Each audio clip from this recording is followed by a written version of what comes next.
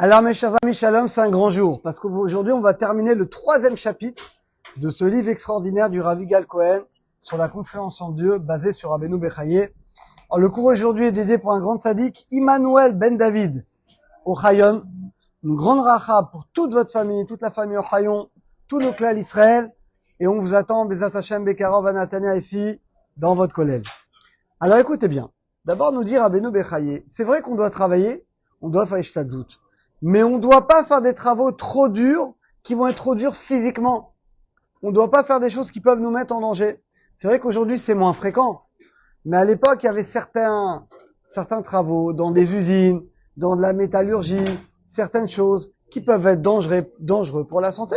Même aujourd'hui, il y a des métiers, je donne l'exemple des ménageurs. C'est très dur.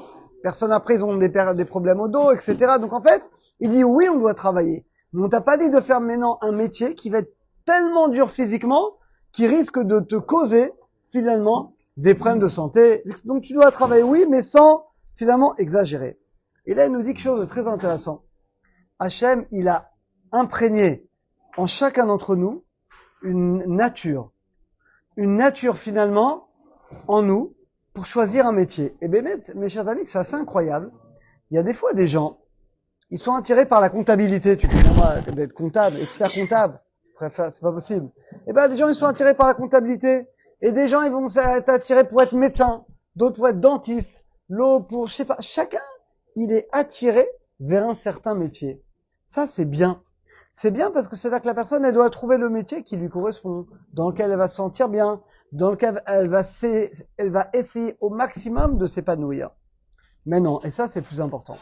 Au moment, mes chers amis, où un juif, il travaille, il doit avoir la émouna, qu'il ne fait que la volonté d'Akadosh Baruch Hu. C'est un impôt. Un impôt, t'es obligé de payer ta mâchoire. Et dit le Ramchal, c'est pareil. Le travail, c'est un impôt. Mais attention, encore une fois, ce n'est pas le travail qui rapporte la parnassa. Preuve en est, vous avez deux personnes qui font le même travail, ok, exactement le même travail. Un, il cartonne, et l'autre, il galère. Vous voyez bien que c'est pas le travail qui amène la bracha. On voit bien, surtout aujourd'hui, on voit bien que c'est pas le métier qui amène la richesse. On voit des gens qui ont des métiers, tu dis a priori, mais celui-là, il a une grande bracha, et l'autre qu'un métier, il a fait 10 ans d'études, il galère. Donc vous voyez bien, aujourd'hui, Hachem nous montre encore plus que dans les générations d'avant, c'est pas le métier qui fait la parnassa. C'est le mazal, c'est le mérite de la personne, c'est les prières de la personne, c'est la volonté d'Akadosh Baruch Hu. Et ça, c'est quelque chose, mes chers amis, qu'on doit être convaincu, parce que si on n'est pas convaincu, on tombe dans l'idolâtrie. L'idolâtrie, c'est quoi? C'est que c'est mon travail qui me ramène à parnassa. Et si j'ai pas mon travail, je crève de faim. Ça s'appelle de la kfira. C'est qu'on ne croit pas en Akadosh Baruch Hu. Quand quelqu'un, il travaille, parce qu'il réalise la mitzvah, qu'Hachem lui ordonne de travailler, en tout cas l'impôt, on va pas dire vraiment la mitzvah, mais en tout cas, l'impôt Hachem, il veut que je paye un impôt, eh bien, il réalise la volonté, il ouvre le tuyau pour qu'Hachem, finalement, lui enlève, finalement, la bracha. Et une fois que tu fais la volonté Hachem de travailler, eh bien, là, finalement, tu mets ta confiance en Dieu dans le Kadosh Baruch Hu, et que là, Bémet, tu ouvres le Kéli pour réussir. Maintenant, nous dire Rabbeinu Bechaye, et là, attention les amis, on doit être convaincu à 100% de ce qu'on va dire maintenant. En réalité, même sans travail, imaginez quelqu'un, il ne peut pas, on parle pas d'un flemmard qui va dormir toute la journée. Imaginez quelqu'un qui ne peut pas travailler. Quelqu'un qui, il peut pas, il est malade, il peut pas travailler. En réalité, Akadosh Baruch Hu, il nourrit chacun d'entre nous, avec ou sans travail. Peu importe les conditions, la personne elle peut être dans le désert, à l'autre bout du monde, dans le tiers-monde, Akadosh Baruch Hu, c'est lui qui te nourrit. Comme on a dit l'exemple déjà à Eliyahu, il se cache là-bas dans l'autre côté du désert parce que Achav et Isabelle veulent le tuer, et Hachem va envoyer des corbeaux pour le nourrir. Et ça, mes chers amis, on doit avoir cette émouna forte que, oui, il faut travailler, il faut faire un ishtadlut, mais sans devenir idolâtre. Et vous allez me dire, mais alors comment on fait la part des choses? À partir du quand on devient idolâtre? Très simple. On rappelle ce chidouche que Rabbi Nachman de Breslev nous dit.